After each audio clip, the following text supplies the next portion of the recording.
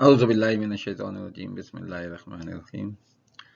मैं मोहम्मद जावेद कनाडा साहब से मुखातिब हूँ। आज ये मैं मुख्तसर सी वीडियो आपके सामने लेकर आ रहा हूँ। काफ़ी अरसे से मैं सोच रहा था, लेकिन बहुत ज़्यादा पिछले दिनों मसरूफियात भी रही, और मैं आपके पास फास्टिंग और सेहत के हवाले से भी वीडियो लाता रहता हूँ।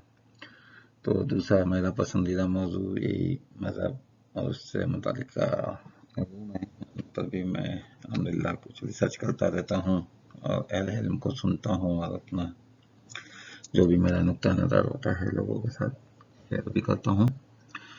अब इसमें इस पहली स्लाइड में आप ये देख रहे होंगे कि राइट साइड पर मैंने लिखा है क्या मौलाना मौदूदी का दिफा करना चाहिए, तो ये मेरा टेक्स्ट है। और जो लेफ्ट पे आप देख रहे हो ये मैंने एक व्हाट्सएप पोस्ट से उठाया है, जो अभी मेरे पास किसी मेरे दोस्त ने भेजा है। बल्कि ये दोस्त तो अक्सर मुझे इसी किस्म के भेजते रहते हैं। मैं उनसे अक्सर ये समझाने की कोशिश भी करता हूँ कि भाई ये ज़ातियात, ये नफरत अंगेज मज़ामीन और बगैर तहकीक के मज़ामीन फॉरवर्ड करने के बजाय आप दीन की खिदमत कर लो। वही बराह रास्त जो दीन के बुनियादी मसाइल हैं उन पर अमल भी करो, लोगों को उन तक बुलाओ। वही आपसे आखिरत में उसका सवाल किया जाएगा, मुझसे या आपसे या दूसरे मुसलमानों से। मौलाना मौदूदी के नज़रियात का सवाल नहीं होगा। और अगर हम उसको सरफ नज़र करके भी इस दुनिया से चले गए तो रोज़े क़यामत इंशाअल्लाह अल्लाह ताला हमें इस बात पर नहीं पकड़ेगा कि मौलाना मौदूदी ने खिलाफत और मलूकियत में जो लिखा था तुम्हारा उस पर क्या नुक्ता नज़र था। और मैं जानता हूँ, मतलब हमारे मुल्क में जहाँ से मैं आया हूँ, पाकिस्तान में भी और दुनिया भर में, अगर हम मुसलमानों की अक्सरियत का भी एनालिसिस करें तो 80-90% लोग तो शायद इस किताब से ना वाकिफ होंगे, और जो इस वक्त दुनिया से भी चले गए, और वो ऐसी दुनिया से चले गए, आए चले गए, उनको ये पता भी नहीं था। और अल्लाह की बारगाह में मुजरिम बन के नहीं उठेंगे कि उन्होंने खिलाफत और मलूकियत का रद्द क्यों नहीं किया। तो बहरहाल पहली बात तो ये है। दूसरी ये है कि ये जो मैंने राइट साइड पे लिखा है कि क्या मौलाना मौदूदी का दिफा करना चाहिए, तो इससे आपके जहन में ये नहीं आना चाहिए कि शायद कोई मैं भी मौलाना मौदूदी का कोई मुकल्लिद हूँ या उनके नज़रियात का कोई अलमबरदार हूँ। उनके बहुत से नज़रियात के जो काउंटर आर्ग्यूमेंट्स मैंने पढ़े हैं। खुद मौलाना वहीदुद्दीन साहब ने माशाल्लाह बहुत ही उम्दा इनका तज़किया किया है। जो है दीन की ताबीर के हवाले से उन्होंने पूरी किताब लिखी है इसके ऊपर, ताबीर की गलती। बहुत उम्दा किताब है और मैं काफ़ी हद तक उनके उस पॉइंट ऑफ व्यू से भी मुत्तफिक हूँ। लेकिन यहाँ सवाल जो है ये नहीं आता कि आप उनसे मुत्तफिक हो या मुझसे इख्तिलाफ करते हो, लेकिन ना हमारे ये लोग जो ये मैसेजेस फॉरवर्ड करते हैं इख्तिलाफ के तरीक़ाकार या हुस्न से वाकिफ़ हैं, ना इनको ये पता कि हर इख्तिलाफ का मसला जो है वो कुफर और इस्लाम का मसला नहीं होता, गुमराही और ज़लालत का मसला नहीं होता, बल्कि ये तहकीकी मसाइल होते हैं। जब उल्मा अपनी ज़िंदगियाँ वक्फ करते हैं मुख्तलिफ मसाइल पर, तो वो बहुत सारे नताइज अखज़ करते हैं, और दूसरे उल्मा बाज़ औक़ात उनसे मुत्तफिक नहीं होते, बाद आने वाले वो उनसे इख्तिलाफ कर लेते हैं। लेकिन ये उल्मा का मैदान होता है, तो उल्मा ही होते हैं वो। तो अब इसकी मिसाल आप ऐसे ही समझ लें कि हम दूसरी किसी फील्ड की मिसाल ले लें, जैसे साइंस है। अब साइंस में बड़े बड़े साइंटिस्ट पैदा होते हैं, बाज़ औक़ात वो थ्योरीज और नज़रियात पेश करते हैं और उनका बड़ा नाम होता है साइंस की दुनिया में। लेकिन कुछ सालों बाद, 20-30-40 सालों बाद कोई नए साइंटिस्ट आते हैं, वो बाज़ औक़ात अपने पहले गुजरे हुए साइंसदानों के नज़रियात को चैलेंज कर देते हैं, उनको गलत भी साबित कर देते हैं। तो ये तो इल्म की दुनिया में होता है, लेकिन यहाँ ऐसा नहीं होता कि वो बाद वाले साइंसदान उस अपने पहले गुजरे साइंसदान की ज़ातियात पर हमलावर हो जाएं, उनको जाहिल और इस तरह के अलकाबात से वाकिफ हैं, बल्कि वो उनकी इज्जत भी अपनी जगह बरकरार रहती है। اس لیے کہ انہوں نے ایک کام کیا کسی بھی مسئلے پہ اپنی زندگی وقف کی، انسانیت کے لیے اس میں کوئی خیر تلاش کیا جا رہا ہے۔ جب ہم کوئی سائنس کی ایجادات کرتے ہیں جس سے ہم فائدے اٹھا رہے ہیں، آج ہم گاڑیوں میں بیٹھتے ہیں، ہم ہوائی جہاز میں سفر کرتے ہیں، یہ سب ان لوگوں کی محنت ہے۔ تو یہ بھی ایک پروسیس سے گزرتی ہے، اس میں کئی سائنٹسٹ کئی خطائیں کھاتے ہیں، کچھ آخری نتائج تک پہنچ جاتے ہیں۔ اسی طرح یہ دینی معاملات ہیں، تو اگر ان دینی معاملات میں جتنے بھی علماء ہیں، مولانا مودودی ہوں یا دوسرے جن کے اوپر یہ لوگ لعن طعن کرتے رہتے ہیں، ان کا مقصد بھی ہے اپنی آخرت بھی بچانا اور اللہ تعالیٰ کو راضی کرنا ہوتا ہے، اس پر یہ محنت کرتے ہیں، اس کے لیے پھر یہ کسی نتائج پر پہنچتے ہیں اور لوگوں کو اس سے واقف کرتے ہیں۔ تو کہیں نہ کہیں غور و فکر میں انسان ہیں، ان سے غلطیاں بھی ہو سکتی ہیں۔ تو یہ مسئلہ جو ہے ایسا نہیں ہوتا کہ یہ کفر اسلام کا مسئلہ ہو جاتا ہے۔ اب آپ صرف اس چھوٹے سے ٹیکسٹ کا آپ یہ الفاظ دیکھیں، مطلب اس کے اندر یہ آپ کو کتنے قسم کی ذاتیات اور طنز و تشنیع نظر آئے گی، لیکن لکھ رہے ہیں تحریکیوں، رافضیوں اور اخوانیوں کے مشترکہ امام اور پیر سید مودودی کا کہنا ہے کہ وکیل صفائی بن کر صحابہ کا دفاع نہیں کرنا چاہیے۔ خلافت و ملوکیت کے حوالے سے انہوں نے یہ ان کا ایک ٹیکسٹ کہ ان کی کتاب سے اٹھا لیا، اور اب اس پر آپ کہہ رہے ہیں کہ آپ اس رافضی فکر سے کس حد تک اتفاق کرتے ہیں، جیسے ایک پول ہے۔ تو یہ بڑا حیرانگی کا معاملہ ہے، یہ ایک پوری ایک کتاب ہے ان کی، ایک تاریخی حوالے سے ایک ریسرچ ہے، ان سے آپ اختلاف بھی کر سکتے ہو، ان کے مقابلے میں کاؤنٹر دلائل بھی، لیکن یہ علماء کا میدان ہے، یہ عوامی میدان ہی نہیں ہے جس کو انہوں نے عوامی میدان بنا دیا ہے، اور جو ہے ٹیکسٹ میسیجز پہ ادھر سے ادھر جملہ فارورڈ کر دیں۔ اب اس طرح کا آؤٹ آف کانٹیکس جملہ اٹھا کر جو ہے کسی کی ذات پر تنقید کرنا، یہ ویسے ہی ناانصافی کا معاملہ ہے۔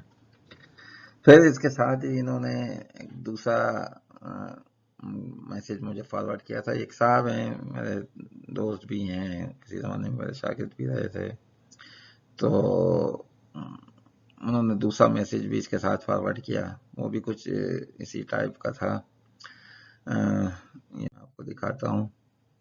اس میں لکھتے ہیں کہ دفاع کریں مگر کتنا، میں نے ملاحظہ کیا، یہ کسی کی تحریر بقلم ڈاکٹر اجمل منظور صاحب کا میسیج انہوں نے مجھے فارورڈ کیا۔ بہرحال میں بذات خود ہی ڈاکٹر اجمل منظور صاحب سے واقف نہیں ہوں، میں نے ان کو نیٹ پر سرچ کرنے کی بھی کوشش کی لیکن مجھے کوئی خاص ملا نہیں ان کا مواد۔ بہرحال مجھے نہیں پتا کہ کوئی عالم ہیں یا عامی ہیں یا کیا ہیں۔ بہرحال انہوں نے یہ لکھا ہے کہ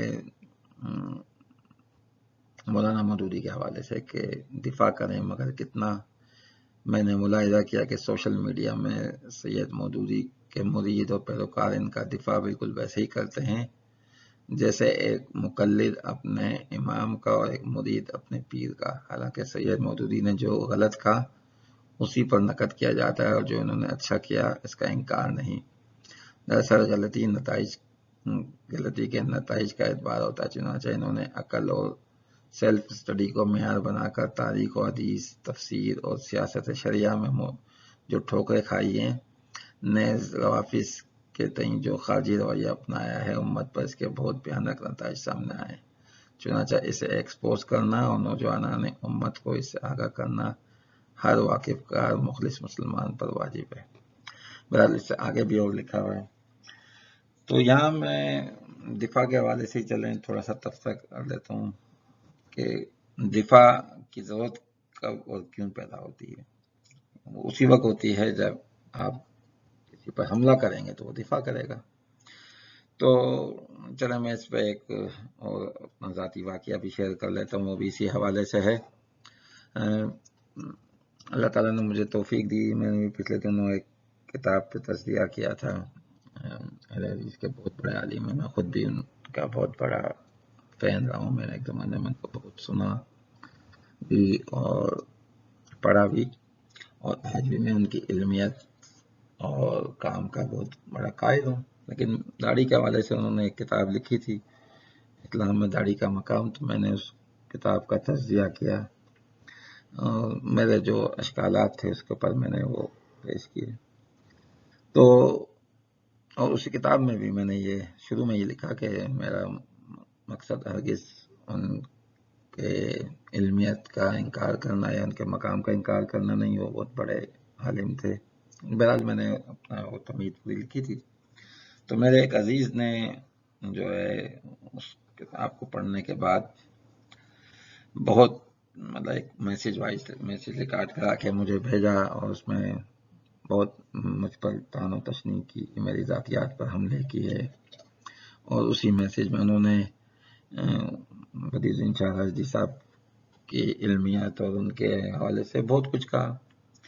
تو میں کافی حیران بھی ہوا کہ بھائی کیا مسئلہ ہے. پھر میں نے عزیز کو فون بھی کیا ہے. میں نے کہا کہ بھائی میں نے جو لکھی تھی اس میں آپ کو جس چیز پر اعتراض تھا اس کا خلاصہ کرتے کہ بھائی آپ نے یہ دلیل دی، یہ پوائنٹ دیا، یہ غلط تھا.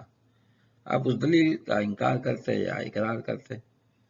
آپ تو وہاں پہلے میری ذات پہ حملہ کرتے رہے اور دوسرے آپ قصیدے پڑھتے رہے بدیع الدین شاہ راشدی صاحب کے. تو انہوں نے کہا میں ان کا دفاع کر رہا تھا. تو پھر میں نے ان سے کہا کہ دفاع کی دو صورتیں ہو سکتی ہیں. جیسے حملے کی دو ہو سکتی ہیں کیونکہ حملے پر ہی دفاع کیا جاتا ہے. تو اگر میں نے ان سے کہا کہ میں نے ان کی ذات پر کوئی حملہ کیا تھا تو بالکل آپ کا فرض بنتا تھا آپ ان کے علمی کارنامے بتاتے اور ان کی ذات کا دفاع کرتے، جو آپ کرتے رہے. تو وہ تو میں نے کیا نہیں تھا، میں تو خود اس کا قائل تھا. تو میں نے تو ان کی جس تحقیق یا تجزیہ کیا تھا وہ بھی بڑے عزت و احترام سے. تو اگر آپ کو دفاع کرنا تھا تو پھر اس کا دفاع کرتے جس بات سے میں نے ان کے اختلاف کیا تھا، اس کے دلائل دیتے. کیونکہ اگر میں ذات پر حملہ آور ہوتا تو آپ کو ذات کے دفاع کرنے کی ضرورت تھی، اور اگر میں نے ان کے کسی کام یا نظریے سے اختلاف کیا تھا تو آپ کو اس کا دفاع کرنا چاہیے تھا. تو یہاں بھی میں یہی کہوں گا کہ جو آپ یہ صاحب بھی دفاع کی بات کر رہے ہیں تو آپ کو اگر مولانا مودودی صاحب کے کام سے اختلاف ہے تو آپ ان کے کام سے اختلاف کرتے رہیں، لیکن اسی طرح پھر جو لوگ دفاع کریں گے وہ ان کے کام کا دفاع کریں گے. اور اگر آپ کو ان کی ذات سے تکلیف ہے کہ آپ ان کی ذات میں کوئی کیڑے نکال رہے ہیں، آپ ان کو کوئی اسلام کا دشمن سمجھ رہے ہیں، آپ کوئی ان کو شیعوں کا امام سمجھ رہے ہیں، آپ کبھی ان کو خارجیوں کا امام، تو یہ آپ ان کی ذات پر حملہ آور ہو جاتے ہو. تو اب ظاہر ہے کچھ لوگ ان کی ذات کا دفاع کرنے لگیں گے. جو ان کی کریکٹر سے واقف ہیں، جو میں نے سنا ہے کہ وہ بڑے با کردار، با عمل اور اپنے اصول و نظریات پر جن کو وہ صحیح سمجھتے تھے بڑی خلوص سے عمل کرتے تھے، تو ظاہر لوگ دفاع کریں گے. تو اب یہ صاحب کہہ رہے ہیں کہ وہ دفاع کرنے کا جو ہے بالکل مرید ہر چیز کا دفاع کرنے لگتے ہیں. اب دیکھو میں بھی کر رہا ہوں، لیکن نہ میں کبھی ان کا مرید رہا نہ ان کا پیروکار رہا. میں نے زندگی میں کبھی جماعت اسلامی یا جمعیت کو جوائن کیا، بلکہ بے شمار دفعہ ان لوگوں کے ساتھ مختلف میرے اختلافی نوٹ چلتے رہے. تو یہ چیز اپنی جگہ ہے، لیکن اب میں مولانا مودودی کی ذات پر حملہ آور ہو جاؤں تو یہ ایک بہت غلط کام ہے. اور یہی چیز یہ لوگ کر رہے ہیں کہ یہ ذاتیات پر حملہ آور ہوتے ہیں بجائے اس کے کام کے. تو پہلی تو چیز ہے کہ جب آپ کو ان کے دفاع پر اعتراض ہو رہا ہے تو میں تو آپ سے یہ سوال کروں گا ڈاکٹر اجمل صاحب سے یا یہ دوسرے لوگوں سے کہ دفاع کی ضرورت تو اس لیے پڑ رہی ہے نا کہ آپ حملہ آور ہو رہے ہو، آپ کوئی عدالت لگائے بیٹھے ہو. تو آپ کو یہ عدالت لگانے کا اختیار کس نے دیا ہے اگر آپ لوگوں کو دفاع سے روک رہے ہو؟ آپ اپنے آپ کو کیوں اس مقام پر فائز کر کے بیٹھ رہے ہو کہ اب آپ سب کے اوپر عدالتیں لگا رہے ہو؟ تو مسائل یہی ہو رہے ہیں کہ ہم لوگوں کو جو اسلام کی بنیاد ہیں، جو ایمانیات ہیں اور وہ چیزیں جو اسلام ہیں اور جو کہ خود اللہ کے نبی اسلام نے حدیث جبریل میں بڑے واضح بیان کر دی ہیں کہ وہ 5 چیزیں جو ایمانیات ہیں، وہ 5 چیزیں جو اصل میں اسلام ہے. جس میں حضرت جبریل نے ان سے سوال کیا کہ اسلام کیا ہے؟ آپ نے کہا کہ جو ہے آپ اللہ کی وحدانیت کا اقرار کرو، نماز پڑھو، زکوٰۃ دو اور حج کرو. یہ چیزیں اسلام ہے.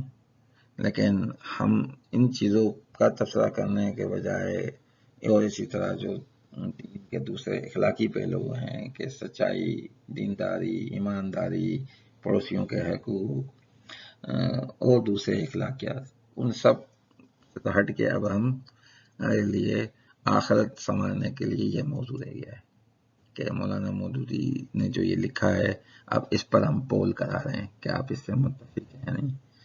تو آپ تو بلکہ مولانا مودودی کا کام آسان کر رہے ہو، کیونکہ میں بھی بہت یعنی آج سے 30-35 سال پہلے جب نیا میں بھی ان سے واقف تھا تو مجھے کسی عالم نے یہ کہا گیا مولانا مودودی تو اصل میں زیادہ مشہور ان کے مخالفین نے کیا، اتنا کچھ ان کے خلاف لوگ لکھتے تھے. تو اب ظاہر ہے آپ جس نے خلافت و ملوکیت نہیں بھی سنی تو اب آپ نے اس کو بتا دیا، اب وہ جائے گا خلافت و ملوکیت بھی پڑھے گا اور کچھ دیکھے گا اگر جن کا تحقیقی ذہن ہے.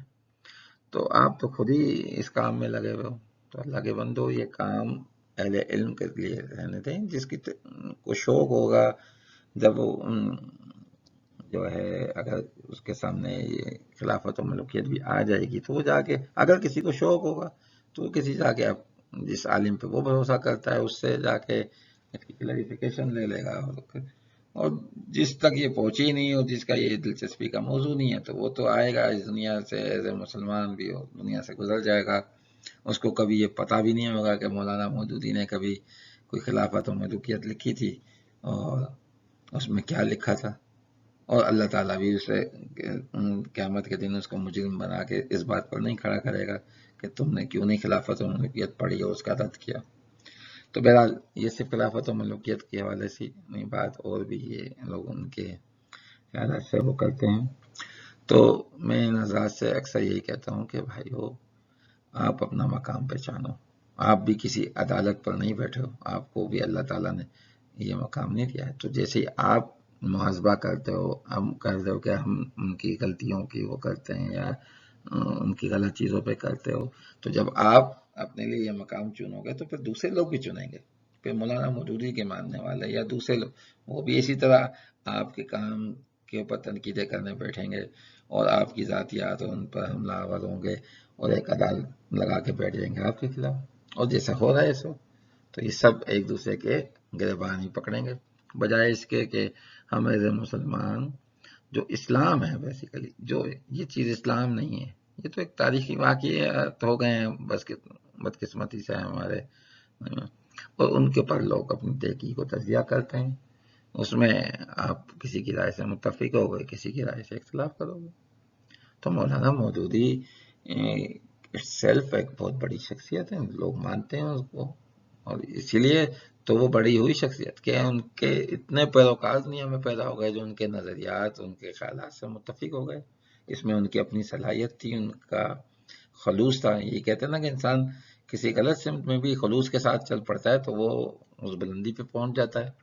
تو اب یہاں غلط اور صحیح کا تو میں فیصلہ نہیں کر رہا، لیکن ان کے کام میں اتنا وزن تھا، ان کی قلم میں اتنا وزن تھا، ان کی شخصیت میں اتنا وزن تھا کہ آج بھی دنیا بھر میں لوگ ان کی، کوئی میری اور آپ کی تحریروں سے کیوں نہیں لوگ اتنا متاثر ہوتے ہیں، میری اور آپ کی تقاریر سے کیوں نہیں ہوتے؟ اس لیے کیا ہم وہ نہیں ہیں جو وہ تھے. تو اب میں ان کی کوئی ایک چھوٹا سا ان کی ایک چھوٹی سی کتاب کا ایک چھوٹا سا جملہ پڑھ کے اور 30 ماہ خان بن جاؤں، ہو مولانا مودودی نے یہ کر دیا. جیسے وہ میں جس صاحب کا ذکر کر رہا تھا دوست ہیں میرے، ماشاء اللہ جو ہے ان کو 2 سال تو قرآن کا نظر سمجھنے میں لگے تھے، لیکن وہ اس دن میرے بڑی حیرانگی ہوئی، مجھ سے پرسنل گفتگو میں کہنے لگے کہ مجھے تو اب پتہ چلا ہے کہ مولانا مودودی نے کتنا خیر پھیلایا ہے یا کتنا شر پھیلایا ہے. اور یہ ایک عجیب انداز میں وہ ان کے متعلق بات کر رہے تھے. تو میرے بھائیو، یا ان کے بس کی بات بھی نہیں ہے، آپ اپنے قد سے اونچے کام میں لگ گئے ہو. یہ تو علم و تحقیق اور علماء کا میدان ہے، وہ چلتا رہے گا. علماء ایک دوسرے کی تحقیق کے اوپر اپنے رائے دیتے رہتے ہیں، ظاہر ہے، اور یہ چلتا رہے گا تا قیامت. تو اس میں اپنا وقت ضائع نہ کریں خدا کے لیے، اور جو آپ کے لیول کا کام ہے آپ حضرات وہی کریں. لوگوں کو اسلام سے واقف کریں، اسلام کی جو اچھی باتیں ہیں اس سے واقف کریں، عبادات سے کریں، معاشرت سے کریں، معاملات سے کریں، یہ ہے آپ کے کرنے کا کام۔ آپ کے کرنے کا کام یہ سوشل میڈیا پہ، واٹس ایپ پہ یہ نہیں ہے کہ کسی کے یہ چھوٹے چھوٹے پوائنٹ، مولانا مودودی گمراہیاں اور دیوبندیت کی گمراہی اور فلانی، اور میں یہی ان کے دیکھتا رہتا ہوں، تو خدا رہا اس سے باز آئیں۔ اس کے اوپر میں نے کچھ عرصے پہلے ایک مختصر سا ٹیکسٹ بھی لکھا تھا، وہاں میں اس کا بھی ذکر کر دوں۔ یہ میں نے لکھا تھا، یہ میری ہی تحریر ہے بقلم محمد جاوید، میں خود مذہبی آوارگی، آوارہ پن اور بدتہذیبی۔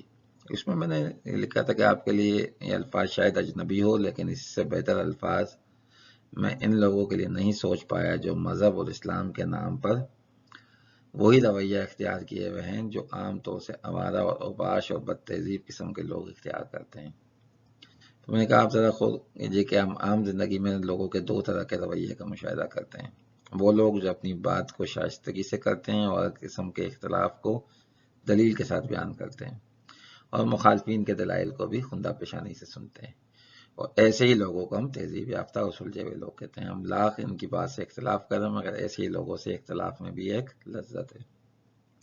دوسرے وہ لوگ جو آپ ان سے اختلاف کریں تو آپ کی بات یا دلیل سننے کے بجائے آپ کی ذات پر حملہ آور ہو جاتے ہیں، جیسا کہ میں نے اپنا ابھی مثال دی تھی کہ میں نے جب وہ داڑھی کے حوالے سے اپنی تحریر لکھی تو وہ میری ذات پر حملہ آور ہو گئے بجائے میرے دلائل کا رد کرتے۔ تو ان حضرات کے پاس اپنے حق میں کوئی واضح دلیل نہیں ہوتی، لہذا اپنی بات میں وزن پیدا کرنے کے لیے وہ ہمیشہ ذاتیات پر حملے، اونچی آواز میں چیخ چیخ کر موضوع سے ہٹ کر ادھر ادھر کی باتیں کرنا، اور آخر میں تہذیب اور شائستگی کی تمام حدود کو پھلانگ جاتے ہیں۔ تو پہلا رویہ جو میں نے اوپر بیان کیا سطح پر قابل قبول ہے، چاہے وہ ہمارے نجی معاملات ہوں، دینی یا اسلامی معاملات ہوں، یا کورٹ کچہری اور عدالتی کارروائی ہو، وہ پہلا ہی رویہ ہر جگہ قابل قبول ہوتا ہے۔ دوسرا رویہ کسی بھی ذی شعور، صاحب علم اور تہذیب یافتہ شخص کے لیے قابل قبول نہیں ہوتا۔ مزید اس میں پھر میں نے وہ سورہ نحل کی آیت نمبر 125 سے استدلال کیا کہ اے پروردگار تم اپنے اے پیغمبر تم اپنے پروردگار کے راستے کی طرف دعوت دیتے رہو حکمت کے ساتھ اور اچھی نصیحت کے ساتھ، اور ان کے ساتھ اس طریقے سے بحث کرو جو پسندیدہ ہے۔ یقیناً تیرا پروردگار خوب جانتا ہے کہ کون اس کی راہ سے بھٹکا ہوا ہے، اور وہ ان کو بھی خوب جانتا ہے جو ہدایت پانے والے ہیں۔ تو یہ بہت بڑی گائیڈ لائن ہے ان دعوتی لوگوں کے لیے جو دعوت کے میدان میں اترے ہیں، کہ آپ اپنی بات کو حکمت اور خوبصورتی سے لوگوں کے سامنے بیان کرو بجائے ان کی ذاتیات، ان کی پگڑیاں اچھالنے کے، کیونکہ اللہ تعالیٰ خود یہ کہہ رہا ہے کہ وہ خوب جانتا ہے، جو بھٹکا ہوا ہے اس کو بھی اللہ جانتا ہے، تو وہ اس سے نمٹ لے گا۔ اب آپ دنیا میں عدالت نہ لگا کے بیٹھو، تو آپ کا کام یہ ہے کہ ادعو الی سبیل ربک بالحکمہ، آپ کا یہ کام ہے۔ یہ سورہ نحل کی آیت نمبر 125 میں نے حضرات کے سامنے پیش کی تھی۔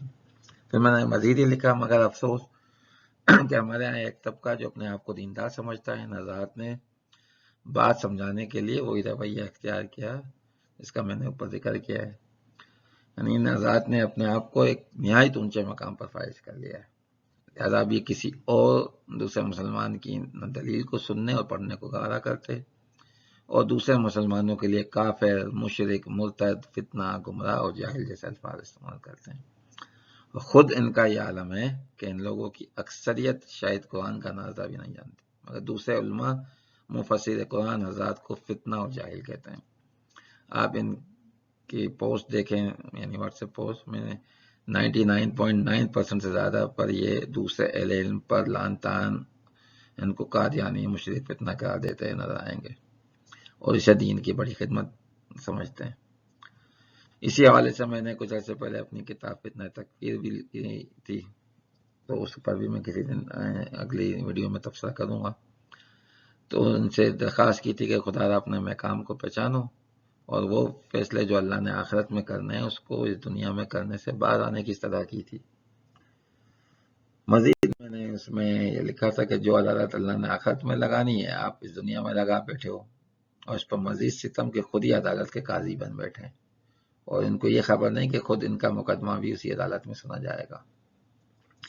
پھر ایک آخری اور بڑی امپورٹنٹ بات میں نے اس کے اندر لکھی تھی کہ ستم در ستم یہ ہے کہ یہ حضرات اپنے آپ کو غیر مقلد کہتے ہیں، یعنی امام ابو حنیفہ، امام شافعی، امام احمد بن حنبل اور امام مالک کے متعلق کہتے ہیں کہ ہم ان حضرات کی باتوں کو قرآن و حدیث کی کسوٹی پر پرکھیں گے، اور اس پر پوری نہ ہوتی تو اسے دیوار پر دے ماریں گے۔ اور بظاہر تو یہ بڑا اعلیٰ اصول دکھائی دیتا ہے، لیکن میری نظر میں تو یہ ایک فریب ہے۔ جو میں نے ان لوگوں کے ساتھ مختلف مواقع پر گفتگو کی ہے براہ راست بھی، کیونکہ یہ ایک دھوکہ ہے۔ کیونکہ جب ان کے کسی عالم جو کہ دوسرے یا تیسرے درجے کا عالم ہے، یعنی ان کو کوئی دنیا میں اتنا جانتا بھی نہ ہو، لیکن آپ جب ان کے کسی بات سے اختلاف کرو یا ان کا تجزیہ کرو تو پھر یہ آپ کی پکڑیاں اچھال دیں گے، آپ کی ذات کے اوپر حملہ آور ہو جاتے ہیں۔ تو یہ ہے سلسلہ۔ تو میں ان بھائیوں سے پھر یہ درخواست کروں گا، خدا را ان کاموں میں اپنا وقت اور توانائی ضائع کرنے کے بجائے جو اللہ تعالیٰ نے آپ کے ذمہ کام لگایا ہے آپ اس پہ لگے، اور جس کی آپ کے اندر استطاعت ہے، یہ جو جس کام میں آپ لگ گئے ہو یہ آپ کی استطاعت سے ہی باہر ہے، آپ ان چیزوں کی گہرائی کو سمجھ ہی نہیں پا رہے اور اپنا وقت اور لوگوں کو غلط سمت میں ڈال رہے ہیں۔ السلام علیکم، انشاءاللہ پھر کسی دوسری ویڈیو میں حاضر ہوں گا، اور آپ کے سننے کا بہت شکریہ۔ اور کوئی بھی فیڈ بیک ہو تو مجھے میرے واٹس ایپ نمبر پہ آپ جو ہے کانٹیکٹ کر سکتے ہیں۔ السلام علیکم ورحمۃ اللہ وبرکاتہ۔